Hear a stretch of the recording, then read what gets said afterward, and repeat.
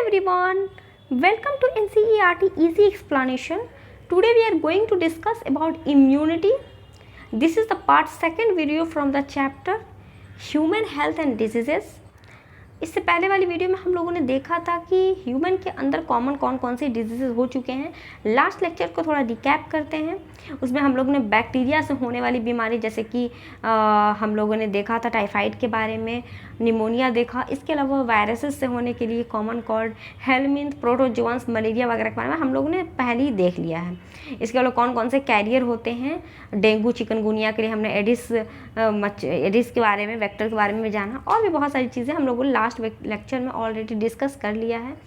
इस लेक्चर में हम लोग कम्प्लीटली जानेंगे कि इम्यूनिटी क्या होता है, उसके कितने टाइप हैं और ये किस तरह से हमारे बॉडी के लिए ज़रूरी है। सबसे पहले बच्चों, जो इम्यूनिटी होता है वो हमारे बॉडी की ऐसी पावर को कहते हैं जिसकी वजह से हम लोग बहुत जल्दी बीमार नहीं पड़ते हैं। कहने का क्या मतलब हुआ कि भी लास्ट टाइम ही तुम लोगों ने देखा था कि कोरोना आया। ऐसा तो नहीं है कि कोरोना में हर आदमी मर गया या हर आदमी अफेक्टेड हुआ। कभी सोचा है कि क्यों ऐसा हुआ? वो इसलिए हुआ कि जो लोग बीमार पड़े उसकी इम्यूनिटी वीक थी, जो लोग नहीं पड़े उसकी इम्यूनिटी हाई थी। मतलब ये हुआ कि बॉडी के अंदर एक ऐसा सिस्टम काम करता है जो कि आपको डिजीज़ काउजिंग ऑर्गेनिज्म के अगेंस्ट फाइट करने में हेल्प करता है। ठीक है, वही चीज़ है कि एवरी डे हम लोग जो एक्सपोज होते हैं, large number of infectious agent से हम लोग एक्सपोज होते हैं, लेकिन only a few of this जो होता है रिजल्ट करता है डिजीज़। कभी सोचा है क्यों? दिस इज़ वाई कि जो हमारा बॉडी होता है इज़ एबल टू डिफेंड इटसे, वो खुद को डिफेंड करने के लिए सक्षम होता है। बहुत हद तक फॉरेन एजेंट्स से वो लड़ने के लिए बहुत हद तक काबिल होता है। इसी चीज़ को हम लोग, इसी पावर को हम लोग क्या बोलते हैं? इम्यूनिटी। अब आते हैं कि टाइप्स ऑफ इम्यूनिटी। तो जहाँ तक टाइप्स की बात है, यहाँ पे बेसिकली दो टाइप की इम्यूनिटी होते हैं।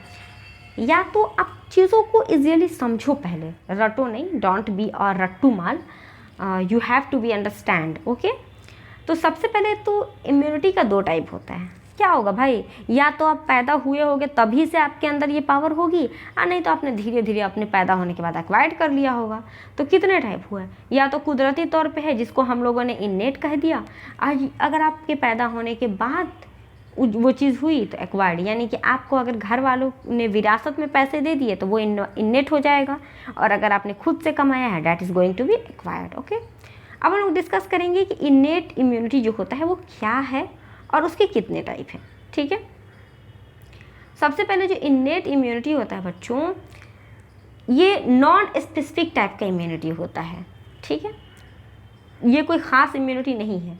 That is present at the time of the, वो टाइम आपके जब पैदा हुए होगे तभी ये चीज़ रहा होगा। इसके अलावा ये प्रोवाइड करता है डिफरेंट काइंड्स ऑफ बैरियर। हमारे बॉडी के अंदर डिफरेंट काइंड्स के बैरियर को ये प्रोवाइड कराता है, जिसकी वजह से हमारा जो बॉडी है वो बाहर के एजेंट से लड़ने में कामयाब हो पाता है। इसकी बेसिकली देखी जाए तो चार बैरियर हो सकते हैं। फिजिकली हो सकता है, फिजियोकेमिकल हो सकता है, सेल्यूलर हो सकता है, और नहीं तो एक और है इसका, वेट, साइटोकाइनिन बैरियर हो सकता है। ठीक है, सबसे पहले जो हमारा फिजिकल बैरियर आएगा, तो फिजिकल नाम से ही पता चल रहा है कि कोई भी मान लो माइक्रो ऑर्गेनिज्म में अगर तुम्हारे बॉडी के ऊपर अटैक करेगा तो सबसे पहले उसको क्या मिलेगा? ऑफकोर्स तुम्हारा स्किन मिलेगा। तो फिजिकल बैरियर में सबसे पहले क्या आएगा?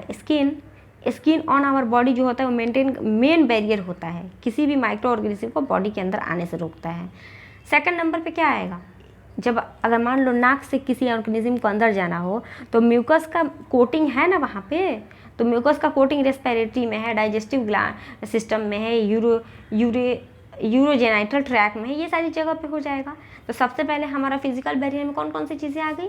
तो पहला स्किन, इसके अलावा आ जाएगा म्यूकस कोटिंग। ठीक है, फिजियोलॉजिकल, नाम ही से पता चल रहा है कि फिजियो प्लस लॉजिकल। ठीक है, फिजियोलॉजिकल, इसमें क्या आएगा? तो हमारे पेट के अंदर जो एसिड पाया जाता है, जो सलाइवा होता है हमारे मुंह में, आँख से जो आंसू निकलता है, आंसू जो निकलता है ना उसको ऐसी नहीं बोला जाता है कि आंसू में मेरी बहुत सारी ताकत है। अरे भाई, आंसू में इसलिए ताकत है, उसको उस सेंस में नहीं लो, इसलिए ताकत है क्योंकि वो फिजियोलॉजिकल बैरियर का काम करता है, इसलिए वो पावरफुल है। ठीक है, इसके अलावा हम बात करेंगे सेल्यूलर बैरियर की। सेल्यूलर बैरियर में कौन कौन सी चीज़ें आती हैं? सेल, नाम ही से पता चल रहा है। तो हमारे बॉडी के अंदर जो ब्लड सेल्स हैं, ब्लड सेल्स में जो बेसिकली जो WBC हैं वो आपको इम्यूनिटी प्रोवाइड करने में हेल्प करता है। उसमें कौन सी है? ल्यूकोसाइट्स, यानी कि वही WBC। इसमें भी मेन कुछ का नाम यहाँ पे आपको याद रखना है। पॉलीमॉर्फोन्यूक्लियर ल्यूकोसाइट, ठीक है, दैट इज़ न्यूट्रोफिल। इसके अलावा भी हैं कुछ, इसके अलावा फिर आ जाएगा monocyte, natural killer cell, lymphocyte यानी कि, और मैक्रोफेजेज। ये जितनी भी चीज़ें हैं, फैगोटासाइटोसिस या फिर डिस्ट्रॉय करता है, तो ये आ जाता है आपका सेलुलर में। साइटोकाइनिन में एक का नाम याद रखना है आपको, डेट इज़ इंटरफेरॉन। जो कि ये इंटरफेरॉन क्या होता है? तो जो वायरस इन्फेक्टेड सेल होता है वो सिक्रेट करता है एक प्रोटीन जिसको हम लोग बोलते हैं इंटरफेरॉन, जो कि प्रोटेक्ट करता है नॉन इन्फेक्टियस सेल को for the further viral infection. यानी कि मान लो कोई सेल है तुम्हारी बॉडी का, वो वायरस से इन्फेक्ट हो गया, तो अब क्या करेगा?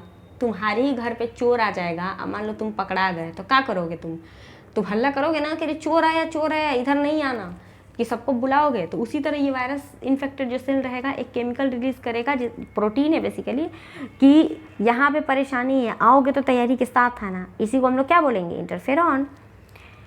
अब हम लोग सेकेंडली डिस्कस करेंगे एक्वायर्ड इम्यूनिटी क्या होता है। ओके, तो जहाँ तक एक्वायर्ड इम्यूनिटी की बात है, तो सबसे पहले तो ये पैथोजन स्पेसिफिक होता है, ठीक है।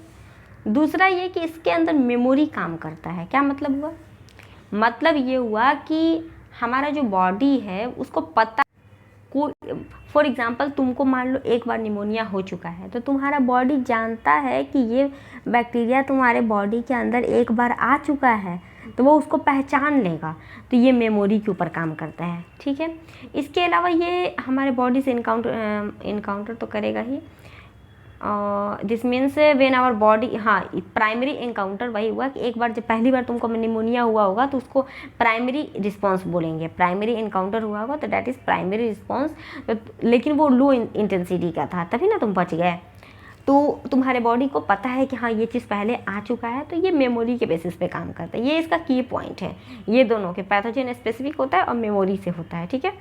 इसके अलावा अगर मान लो उसी पैथोजन सा, यानी कि सेम पैथोजन अगर फिर से उसी बॉडी में आया तो उसको याद रहेगा, यानी कि सेकेंडरी या फिर एनेम्सेटिक जो रिस्पांस रहेगा उसको पता है कि इसके साथ कैसे डील करना है, तो वो कर लेगा। दो तरह के इम्यून रिस्पांस होते हैं, प्राइमरी और सेकेंडरी इम्यून रिस्पांस, ठीक है। दोनों जो होता है वो किस तरह से काम करता है, तो इसके अंदर लिम्फोसाइट काम करेंगे, बी एंड टी लिम्फोसाइट्स। अब चलो इसमें थोड़ा आगे देखते हैं कि जो बी लिम्फोसाइट होता है बेसिकली प्रोड्यूस करता है army of protein in response to pathogen into our blood, जो कि फाइट करता है देम। और this protein are called antibody. यानी कि एंटीबॉडी को सिंपल भाषा में अगर कहें तो एंटीबॉडी कौन बनाता है, तो बी लिम्फोसाइट एंटीबॉडी बनाने का काम करता है। इसको ये याद कैसे रखेंगे, अक्सर कन्फ्यूज़न होता है कि एंटीबॉडी बनाता कौन है, बी से बनाना, तो कौन बनाएगा एंटीबॉडी, बी लिम्फोसाइट, ठीक है। इसके अलावा जो टी लिम्फोसाइट होता है वो बनाता तो नहीं है, डोंट सेक्रेट एंटीबॉडी, लेकिन वो बी सेल्स की हेल्प करता है उसको प्रोड्यूस करने में। ईच एंटीबॉडी मॉलिक्यूल, जितने भी एंटीबॉडी के मॉलिक्यूल्स होते हैं उसमें 4 पेप्टाइड चेन होते हैं, 2 लाइट और 2 हैवी चेन रहेंगे, इसलिए इसको H2L2 भी बोलते हैं। और जो डिफरेंट काइंड्स के जो एंटीबॉडी प्रोड्यूस होते हैं हमारे बॉडी में, जैसे कि IgA, IgM, IgE, IgG कुछ कॉमन एग्जाम्पल हैं। और यहाँ पे कुछ फिगर्स भी दिए हुए हैं, चलो पहले फिगर्स देख लेते हैं। ये देखो, अभी मैंने बोला ना कि 4 इसमें होते हैं, तो 2 लाइट चेन, ये देखो ये वाला हो जाएगा लाइट चेन, और ये हैवी चेन, 2 हैवी चेन, तो ये हो जाएगा 1 हैवी चेन, ये हो जाएगा 1 हैवी चेन, तो 2 हैवी चेन रहेगा, तो 4 हैवी चेन, 2 हैवी चेन और 2 लाइट चेन दोनों मिल करके बनाएंगे H2L2, ठीक है। H4 heavy, L4 light. तो ये एक जो पूरा मॉड्यूल आप देख रहे हो ये एक हमारे एंटीबॉडी का मॉड्यूल है। और ये कौन बनाता है, तो ये बी लिम्फोसाइट बनाता है, और इसकी हेल्प कौन करता है, तो टी लिम्फोसाइट करता है। तो ये था आपका एंटीबॉडी। इसके बाद हम लोग देखेंगे कि ह्यूमरल और सेल मेडिएटेड इम्यूनिटी क्या होता है। तो ये देखो, ये तो एंटीबॉडी बन गया, कुछ एंटीबॉडी के टाइप से आपने देख लिया। इसके अलावा बिकॉज दिस एंटीबॉडी, चूँकि हमारा जो ह्यूमरल रिलेटेड विथ ब्लड, देखो तो जो एंटीबॉडी आपके ब्लड में रहेगा that is humoral immune response कहलाएगा। Response in the is also called, और this is one this one of the type, 2 type में से, यानी कि ये भी एक्वायर्ड इम्यूनिटी का 2 type, humoral immunity, cell mediated immunity. तो जो सेकंड टाइप होता है सेल मेडिएटेड के बारे में ये इंपॉर्टेंट है कि जो टी लिम्फोसाइट होता है वो सेल मेडिएटेड इम्यूनिटी के अंदर आता है, ठीक है।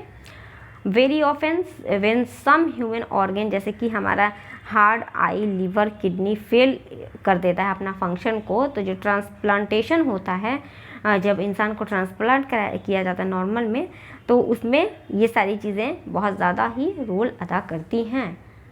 इसके अलावा हम लोग देखेंगे अब, ये कुछ खास तो नहीं है।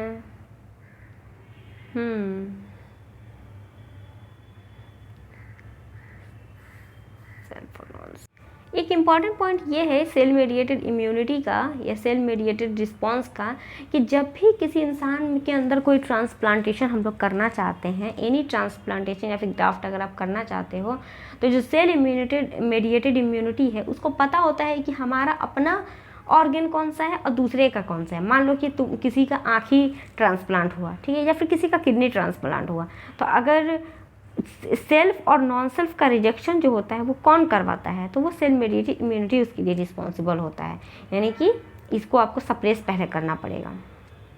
इसके अलावा अगर हम बात करें सेकेंड चीज़ कि एक्टिव और पैसिव इम्यूनिटी क्या होता है, तो एक्टिव नाम ही से पता चल रहा है कि जो अपना काम खुद से करेगा, और पैसिव जो कि खुद से नहीं करेगा, ठीक है। तो यहाँ पर टेक्स्ट है, उसको पहले देख लेते हैं कि जब होस्ट एक्सपोज करता है एंटीजन को, ठीक है, एक्टिव इम्यूनिटी कब काम करेगा? एक्टिव इम्यूनिटी तब काम करता है जब कि प्रॉब्लम आ जाएगा तब वो काम करेगा। अब पैसिव आपको बाहर से देना पड़ेगा, जैसे कि अगर किसी को सांप काट लिया तो आप उसी वक्त तो एंटीबॉडी नहीं ना बनाइएगा, आप उसको बना बनाए एंटीबॉडी देते हैं, लेकिन जो एक्टिव होता है वो खुद से बनता है। इसमें टेक्स्ट एक बार देख लेते हैं कि when a host is exposed to antigen which may be in the form of living or death, जो एंटीजन होता है ना वो लिविंग और नॉन लिविंग कुछ भी हो सकता है, प्रोटीन, एंटी कुछ भी हो सकता है, antibody are produce in the host body, this type of immunity is called active immunity. यानी कि जब परेशानी आई तब, यानी कि जब एग्ज़ाम आपके सर पे आया तब आप पढ़ना स्टार्ट किए, दिस इज़ एक्टिव पढ़ाई, एक्टिव इम्यूनिटी, और आपको पता है कि एग्ज़ाम आपको देना है तो आप साल भर मेहनत किए, दिस इज़ पैसिव इम्यूनिटी, ठीक है। एक्टिव इम्यूनिटी इज स्लो, कैसा होता है? स्लो होता है, क्योंकि जाहिर सी बात है अब कम टाइम बचा हुआ है, स्लो है, टेक टाइम टू गिव, धीरे धीरे काम करेगा, उसके बाद में give its full effective response, फिर इसके बाद में injecting the microbes deliberately during immunization or the infectious organism gaining access into body during the natural infection induced immunity। जब हमारा बॉडी को रेडीमेड बना बनाया एंटीबॉडी मिलेगा उसको हम लोग पैसिव इम्यूनिटी कहते हैं। जैसे कि कोलेस्ट्रॉम, जो मम्मी का दूध जो बच्चे को फर्स्ट टाइम दिया जाता है कोलेस्ट्रॉम, उसके अंदर जो इम्यूनिटी होती है वो पैसिव इम्यूनिटी होती है, ठीक है। इसमें बहुत सारी चीज़ें होती हैं, जैसे कि एंटीबॉडी ए रहता है, इसके अलावा फीटस के लिए बहुत सारे प्रोटीन्स वगैरह भी रहते हैं, या फिर प्लासेंटा से जो पास करता है वो भी एक्टिव पैसिव इम्यूनिटी का ही टाइप होता है। इसके अलावा हम लोग बात करेंगे, एक और चीज़ है कि वैक्सीनेशन क्या होता है और इम्यूनाइजेशन क्या होता है। तो जो प्रिंसिपल ऑफ इम्यूनाइजेशन या फिर vaccination is based on the property of the memory, यानी कि वैक्सीनेशन या इम्यूनाइजेशन का जो प्रॉपर्टी है वो मेमोरी के ऊपर पूरी तरह से बेस करता है, ठीक है। वैक्सीनेशन में क्या होता है ना कि एक preparation of antigenic protein of pathogen या फिर इनएक्टिवेटेड वीकेंड प्रोटीन, यानी कि एक कमज़ोर इनएक्टिवेटेड पैथोजन को किसी इंसान के अंदर डाला जाता है या फिर किसी के बॉडी के अंदर डाला जाता है, और जो एंटीबॉडी प्रोड्यूस होता है उसके बॉडी के अंदर इस एंटीजन के अगेंस्ट, जो कि न्यूट्रलाइज कर देता है पैथोजेनिक एजेंट को during actual infection. The vaccine also generate memory BNT cells, जो कि रिस्पॉन्सिबल होता है पैथोजन को क्विकली एक्सपोज करने के लिए।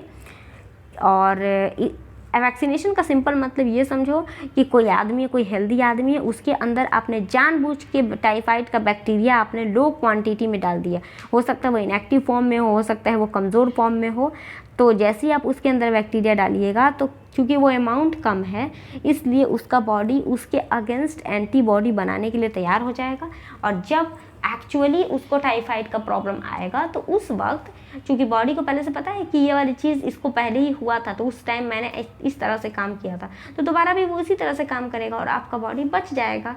तो वैक्सीन जो होता है जनरेट करता है वो भी मेमोरी के बेसिस पे है, BOT सेल्स जो कि रिकॉग्नाइज करता है इसको। इसके अलावा if a person is infected, अगर कोई आदमी जो कि इन्फेक्ट करता है डेडली माइक्रोब से, उसको भी वही सेम चीज़ है कि क्विक इम्यून रिस्पॉन्स उसको मिलेगा, जैसे टेटनस वगैरह हुआ। We need to directly inject perform. हाँ, अगर मान लो कोई आदमी है, उसको अगर तुरंत, जैसे स्नैक वेनम अभी मैंने बताया ना, तो उसको जो हम लोग इम्यूनिटी देते हैं दैट इज पैसिव इम्यूनाइजेशन। इसके अलावा हम लोग बात करेंगे रिकॉम्बिनेंट DNA टेक्नोलॉजी। ये क्या है भाई? तो recombinant DNA technology has allow the production of antigenic polypeptide of pathogen in the bacteria और द ईस्ट। किसमें बस नाम याद रखो कि बैक्टीरिया और ईस्ट में का उसने रिकॉम्बिनेंट DNA टेक्नोलॉजी के थ्रू बनाया गया। Vaccine produce using this approach allow large scale production and hence greatly available immunization. यानी कि हेपेटाइटिस B का जो कि हम लोग ईस्ट से तैयार करते हैं, रिकॉम्बिनेंट DNA टेक्नोलॉजी के थ्रू अभी के टाइम पे हम लोग वो वैक्सीन बनाते हैं, और उस वैक्सीन को बनाने का पर्पस ये होता है कि जैसे हेपेटाइटिस B का ही हम लोग मान लो बना रहे हैं, ईस्ट जो फंजाई है उससे हम लोग एक वैक्सीन बनाते हैं जो कि हेपेटाइटिस B के लिए बहुत हद तक हेल्पफुल होता है। और वो किस मेथड से बनाते हैं? तो हम लोग DNA रिकॉम्बिनेंट टेक्नोलॉजी के थ्रू बनाते हैं और इसके अलावा दूसरे कौन सी चीज़ को यूज़ करते हैं? तो बैक्टीरिया और ईस्ट को हम लोग यूज़ करते हैं। तो ये था हमारा। अब हम लोग बात करेंगे, वो था वैक्सीनेशन वगैरह। अब आप बात करेंगे एलर्जी के बारे में। एलर्जीज क्या होता है?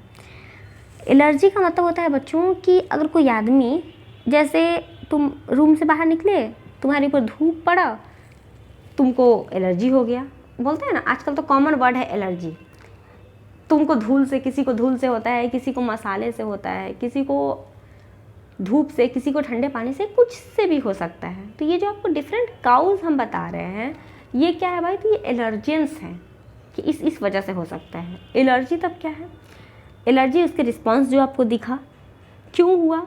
वो इसलिए हुआ क्योंकि आपका बॉडी फॉर एग्ज़ाम्पल डस्ट के लिए ज़रूरत से ज़्यादा सेंसिटिव है, तो इस वजह से आपको वो रिस्पॉन्स दिखा। ठीक है? तो when you have gone to new place, जब तुम न्यू प्लेस पे जाओ, suddenly you start sneezing wheezing for no explained reason. मतलब बिना, जब भी तुम किसी नए रूम में जाओ, नई जगह पे जाओ, तो नहीं होता है कि आदमी खांसने लगता है, छींकने लगता है, तो बिना किसी वजह का। ऐसा थोड़ी नहीं है कि वहाँ पे किसी ने जहर मिला दिया है, बेवजह करता है। And when you went away, जब तुम उसे दूर जाते हो, सब तुम्हारा जो सिम्टम होता है वो डिसअपेयर हो जाता है। समझते हो कि क्या होता है? तो सम of us are sensitive to some particle in the environment. The above mentioned reaction could be all because of the allergic pollen mites, जिसको हम लोग अलग अलग जगहों पे पाते हैं। इसके अलावा यानी कि वही बात लिखा हुआ है कि कुछ हम लोग ज़रूरत से ज़्यादा सेंसिटिव हैं। इसके अलावा जो इसी चीज़ को हम लोग क्या बोलते हैं? एलर्जी, यानी कि exaggerated response of immune system to certain antigen present in the environment, this is called allergy. और ये जो सबस्टांस होता है जिसकी वजह से इम्यून रिस्पॉन्स प्रोड्यूस होता है, इसी को हम लोग एलर्जन कहते हैं। जैसा कि मैंने पहले ही बताया, ये एलर्जन कुछ भी हो सकता है, जैसे कि एनिमल डेंटर हो सकता है, डस्ट, पॉलन, कुछ भी हो सकता है। ठीक है, कॉमन एग्जांपल हैं। और जो एंटीबॉडी प्रोड्यूस होता है एलर्जी रिएक्शन में, वो एंटीजन IgE है। ये याद रखने वाली बात है कि कौन सा, अक्सर ये पूछा जाता है कि एलर्जी रिएक्शन में कौन सा एंटीबॉडी बनता है, तो IgG बनता है। इसके सिम्टम्स क्या क्या हो सकते हैं एलर्जी के? तो स्नीजिंग हो सकता है, आपके आँख से पानी निकले, आप खांसो, आपके नाक से पानी निकले, ब्रीदिंग में प्रॉब्लम है, ये सारी चीज़ें इसके सिम्टम्स हो सकते हैं। Allergy is due to release of the chemical histamine and serotonin. Allergy क्यों होता है? तो हमारे बॉडी के अंदर हिस्टामीन और सेरोटोनिन का सेक्रीशन ज़्यादा होता है मास्ट सेल से, ये इंपॉर्टेंट है। मैं इसलिए बार बार हर एक पॉइंट को हाईलाइट करने का मेरा मेन मकसद ये है कि आपको NCERT की हर एक पॉइंट क्लियर हो और आपको टू द पॉइंट चीज़ें याद हो, क्योंकि क्वेश्चन नीट का मतलब टफ नहीं होता है, बहुत आसान होता है। गलतियाँ वहाँ पे इसलिए होती हैं क्योंकि हमारा प्रेजेंस ऑफ माइंड वहाँ पे ढंग से काम नहीं करता और हमको चीज़ें याद नहीं रहती, वरना क्वेश्चन बहुत भारी नहीं रहता है नीट का। तो मास्ट सेल से दो चीज़ें निकलती हैं, एक है हिस्टामिन, दूसरा है सेरोटोनिन। कब निकलती हैं? तो जब एलर्जी होता है। एलर्जी क्यों होता है? तो वो इसलिए होता है क्योंकि हमारे बॉडी कुछ चीज़ों के लिए ओवर सेंसिटिव हो जाता है। द पेशेंट इज एक्सपोज्ड और injected with very small dose of the possible allergen. Okay, the use of the drug like antihistamine, adrenaline, steroid quickly reduce the symptom of the allergy। यानी कि अगर हम लोग adrenaline, non histamine वगैरह का use करें तो ये जो सिम्टम है एलर्जी का वो घट सकता है धीरे धीरे करके। इसके अलावा जो अभी की जो लाइफ स्टाइल है, यानी कि प्रेजेंट डे लाइफ स्टाइल जो है, इसकी वजह से हमारा जो इम्यूनिटी है बहुत हद तक लो हो गया है, यानी कि हम लोग ओवर सेंसिटिव हो रहे हैं, जिसकी वजह से बहुत ज़्यादा एलर्जी की प्रॉब्लम आ रही है। और ख़ास तौर पर बच्चों के अंदर ये चीज़ें आ रही हैं, एलर्जिक हो रहा है, अस्थमा हो रहा है, ये सारी चीज़ें। तो इसलिए हम लोग को चाहिए कि बच्चों को शुरू से ही आप नेचुरल एनवायरनमेंट में रखें ताकि उसका इम्यून सिस्टम स्ट्रॉन्ग बना रहे। इसके अलावा फिर हम बात करेंगे कि ऑटो इम्यूनिटी क्या होता है। ऑटो इम्यूनिटी का क्या मतलब है? तो देखो बच्चों, जो ऑटो, नाम ही से पता चल रहा है, ऑटो वर्ड कहीं पर भी लगा रहे, whatever is the place if you see auto word. Auto का मतलब होता है खुद से, इम्यूनिटी, खुद का इम्यूनिटी क्या हुआ, खुद के ही इम्यून रिस्पॉन्स के लिए हार्मफुल हो गया। यानी कि memory based acquired immunity involve to in higher vertebrate based on the ability of the differentiate foreign organism pathogen को यानी कि सेल्फ से। While we still don't understand the basis of this to corollary of this ability have been understand. एक हो जाएगा higher vertebrate, दूसरा हो जाएगा लोअर।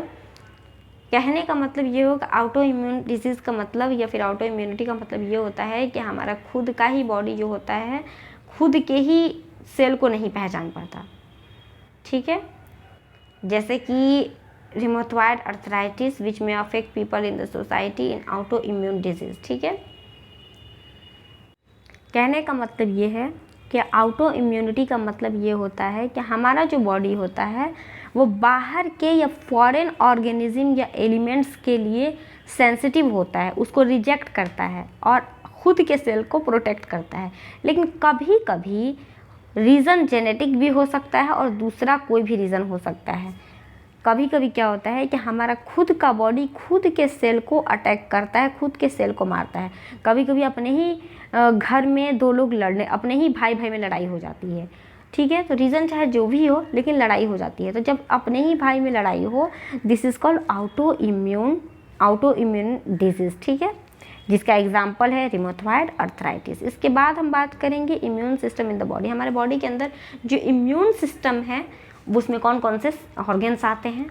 तो जो ह्यूमन इम्यून सिस्टम होता है उसके अंदर बेसिकली लिम्फॉइड ऑर्गन आते हैं, टिश्यू, सेल्स या फिर एंटीबॉडीज़ वगैरह आते हैं। ठीक है, जो इम्यून सिस्टम होता है वो रिकॉग्नाइज करता है फॉरेन, मैंने पहले मेंशन किया है कि इम्यून सिस्टम का काम ही होता है कि फॉरेन एलिमेंट को रिकॉग्नाइज करना और उसको मार करके उसको घर से बाहर यानी कि बॉडी के बाहर निकाल देना। ठीक है, और हम लोगों ने allergic reaction, auto immune disease, organ transplantation, ये सारी चीज़ें, हाँ, ऑर्गन ट्रांसप्लांटेशन का मतलब ये हुआ ना कि अगर किसी इंसान का इम्यूनिटी स्ट्रॉन्ग है तो उसको पहले कम किया जाता है, तब ऑर्गन का ट्रांसप्लांट किया जाता है। एनीवेज हम लोग बात करेंगे लिम्फॉइड ऑर्गन के बारे में। तो जहाँ तक लिम्फॉइड ऑर्गन की बात है बच्चों, तो यहाँ पे बेसिकली दो तरह के लिम्फॉइड ऑर्गन होते हैं।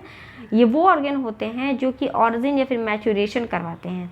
These are the organs where origin and maturation and proliferation of the lymphocyte, यानी कि लिम्फोसाइट का, यानी कि लिम्फोसाइट क्या है, WBC है। याद करो जब मैंने blood body fluid and regulation पढ़ाया था, मतलब सर्कुलेशन मैंने जब पढ़ाया था, तो उस वक्त मैंने WBC के बारे में डिटेल में आपको बताया था। तो आप एक बार अगर वो वीडियो आप भूल गए हो तो आप एक बार उसे जा कर के ज़रूर देखो, मेरे चैनल के प्लेलिस्ट पे आपको मिल जाएगी बॉडी फ्लूइड एंड सर्कुलेशन की वीडियोज़। तो लिम्फॉइड ऑर्गन वैसे ऑर्गन को कहा जाता है जहाँ पर लिम्फोसाइट्स बनते हैं, मैच्योर होते हैं और प्रोलिफरेट करते हैं वहीं से। ये दो तरह के हो सकते हैं, प्राइमरी और सेकेंडरी। प्राइमरी लिम्फॉइड ऑर्गन की बात करें तो इसमें दो चीज़ें आती हैं, बोन मैरो और थाइमस। और इसमें होता क्या है कि वेयर इमेच्योर लिम्फोसाइट जो होता है वो डिफरेंशिएट करता है। ठीक है,